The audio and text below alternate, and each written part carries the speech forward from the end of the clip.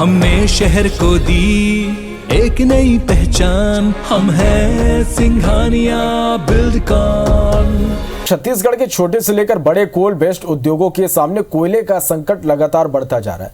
कोल India की ओर से उद्योगों को अलग अलग माध्यम से कोयला उपलब्ध कराया जाता है, लेकिन एक के बाद एक जिस तरह से कोल इंडिया नए फरमान जारी कर रहा, उद्योगों की समस्या लगातार एक एक कर बढ़ रही है।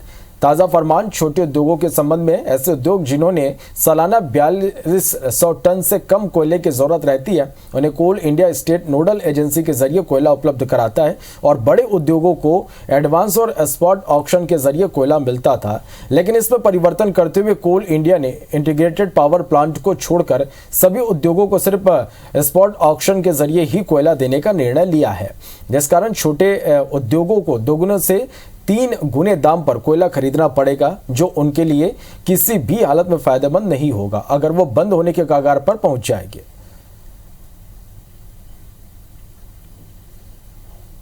जो स्टेट के छोटे उद्योग है जिनकी सालाना रिक्वायरमेंट 4200 टन से कम है, उसको स्टेट नोडल एजेंसी के थ्रू कोयला दिया जाता था।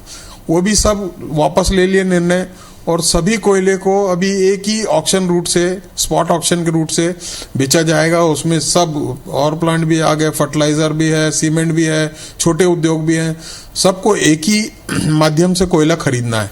और उसमें कोयले के जो दाम जा रहे हैं जो ऑक्शन में, वो 2 गुना 3 गुना ऐसे प्राइस जा रहे हैं। मतलब एक कोल इंडिया पूरी तरह से मुनाफाखोरी करने की तरफ बढ़ चुकी है।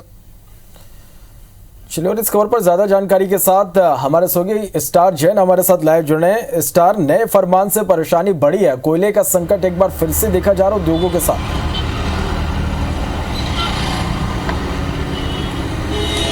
देखिए, पिछले 6 महीने से देखा जाए तो लगातार चाहे छोटे उद्योग हो चाहे बड़े उद्योग हो, जो कोल आधारित उद्योग हो, उनके सामने संकट की स्थिति बनी हुई है। लगातार एक एक करके नए फरमान कोल इंडिया की तरफ से जारी किए जा रहे हैं और जैसे जैसे फरमान आते जा रहे हैं, समस्या और बढ़ती जा रही है।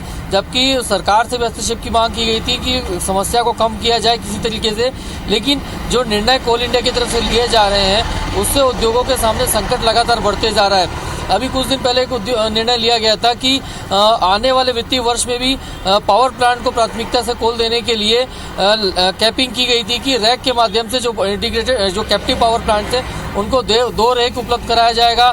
इसके अलावा लिमिट भी सेट कर दी गई थी, 35,000 मिलियन टन से अधिक किसी को उपलब्ध नहीं कराया जाएगा।